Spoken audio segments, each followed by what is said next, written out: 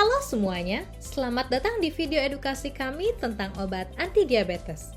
Hari ini, kita akan membahas tentang obat yang sering digunakan untuk mengobati diabetes mellitus tipe 2, di antaranya metformin, glimepiride, glibenclamide, acarbose, dan insulin.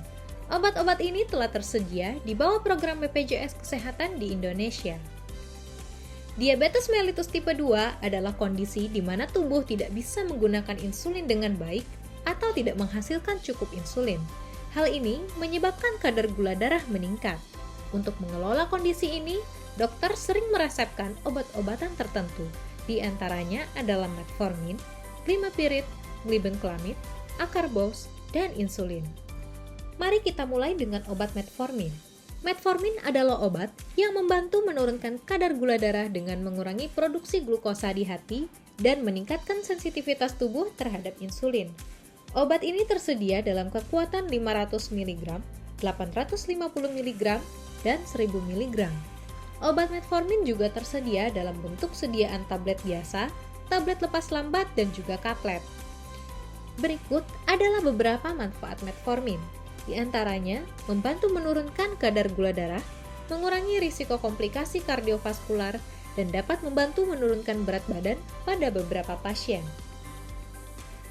Metformin biasanya diminum 1-3 kali sehari, bersama atau setelah makan untuk mengurangi efek samping pada saluran pencernaan seperti mual dan diare. Berikut solusi jika Anda mengalami efek samping metformin.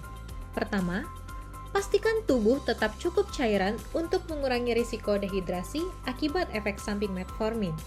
Kedua, konsumsi metformin bersama atau setelah makan untuk membantu mengurangi iritasi pada saluran pencernaan. Ketiga, hindari makanan berserat tinggi, pedas, asam, dan berlemak. Pilih makanan ringan seperti roti tawar dan buah-buahan seperti pisang.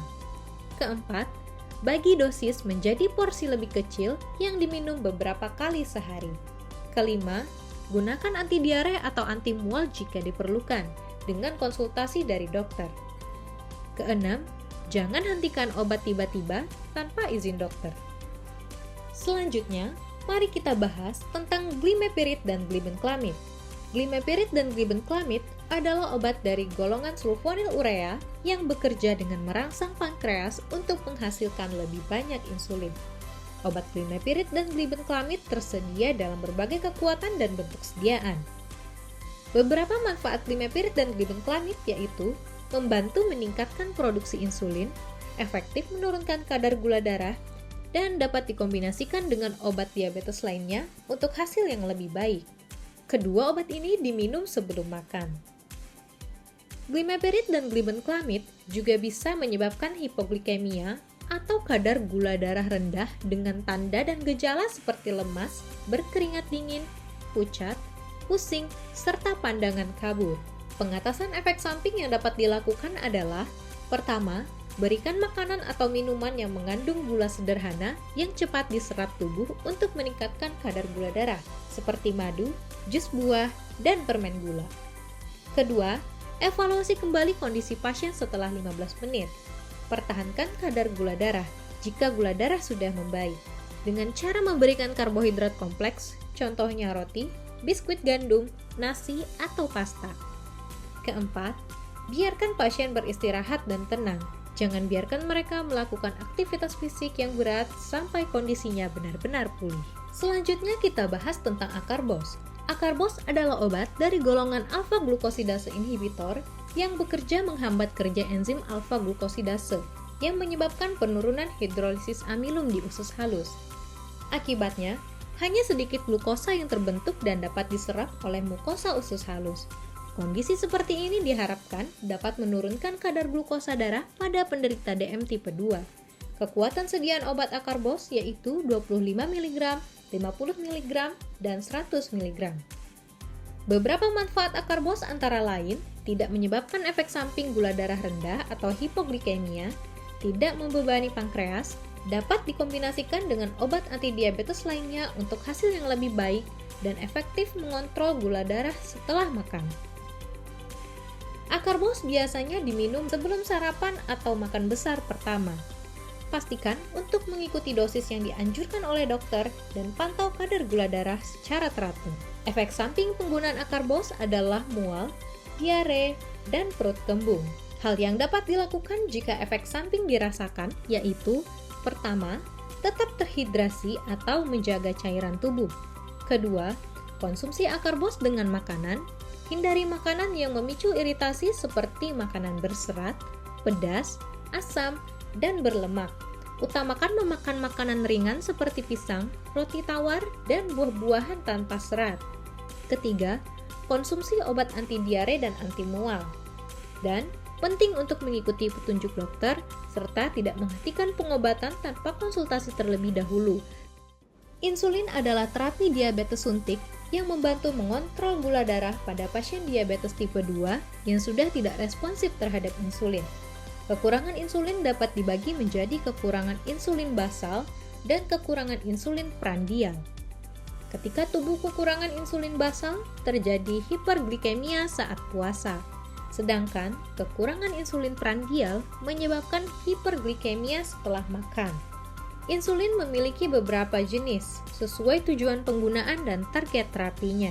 Beberapa kelebihan dibandingkan sediaan oral yaitu responsnya universal, efektif menurunkan glukosa darah karena hormon ini menggantikan fungsi insulin alami yang tidak cukup diproduksi oleh tubuh.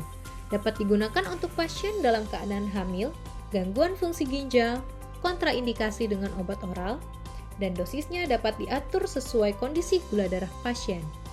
Cara penggunaan insulin dimulai dengan menyiapkan alat-alat yang diperlukan, yaitu insulin, jarum suntik atau pena insulin. Pastikan jarum steril dan sesuai ukuran, alkohol swab untuk membersihkan area kulit yang akan disuntik, dan tempat pembuangan jarum. Setelah itu, tentukan area penyuntikan.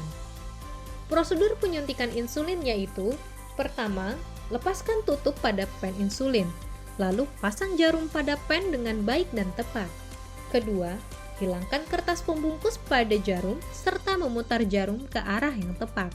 Ketiga, pastikan tidak ada sisa udara di dalam pen. Keempat, atur dosis insulin sesuai dengan dosis atau takaran pasien. Lalu, pilih bagian tubuh yang akan disuntikkan. Biasanya pada bagian bawah lemak seperti bagian perut, paha luar, atau lengan atas. Terakhir, memulai suntikan dengan teknik mencubit lokasi yang akan disuntik. Lalu, tahan selama 10 detik untuk insulin agar terserap masuk dan tidak ada sisa. Setelah penyuntikan, lepaskan jarum dari kulit dengan lembut. Hindari menggosok area suntikan untuk mencegah iritasi. Buang jarum suntik atau jarum insulin pen di tempat pembuangan yang aman. Setelah penyuntikan insulin, pantau kadar gula darah sesuai dengan anjuran dokter untuk memastikan bahwa dosis insulin bekerja dengan baik.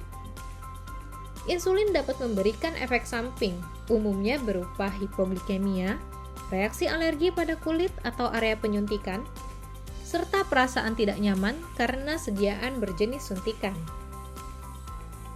Berikut adalah cara mengatasi masing-masing efek samping tersebut. Pertama, apabila terjadi hipoglikemia atau gula darah rendah, lakukan pemantauan gula darah secara teratur pada waktu sebelum makan, sesudah makan, atau sebelum aktivitas fisik.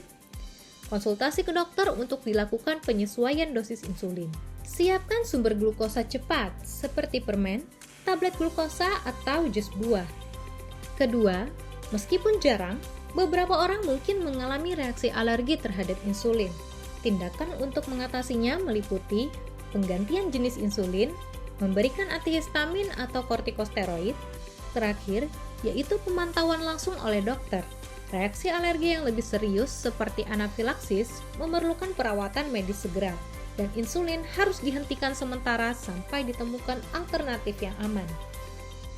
Jangan menghentikan pengobatan sendiri secara mendadak. Setiap tindakan harus berkonsultasi terlebih dahulu dengan dokter agar tidak terjadi efek yang lebih parah. Sekian penjelasan singkat tentang obat metformin, glibenclamid, glimepiride, Acarbose, dan insulin. Pengelolaan diabetes melibatkan gaya hidup sehat, pemantauan gula darah, dan pengobatan teratur. Jangan hentikan obat tanpa konsultasi, karena dapat memicu lonjakan gula darah dan komplikasi. Tubuh butuh waktu untuk beradaptasi, dan gejala efek samping biasanya berkurang dalam beberapa minggu. Meskipun kadar gula normal, tetap kontrol rutin ke fasilitas kesehatan dan lanjutkan pengobatan untuk mencegah kekambuhan dan komplikasi. Terima kasih telah menonton video edukasi kami. Semoga informasi yang disampaikan dapat bermanfaat dan menambah pengetahuan bagi kita semua. Salam sehat!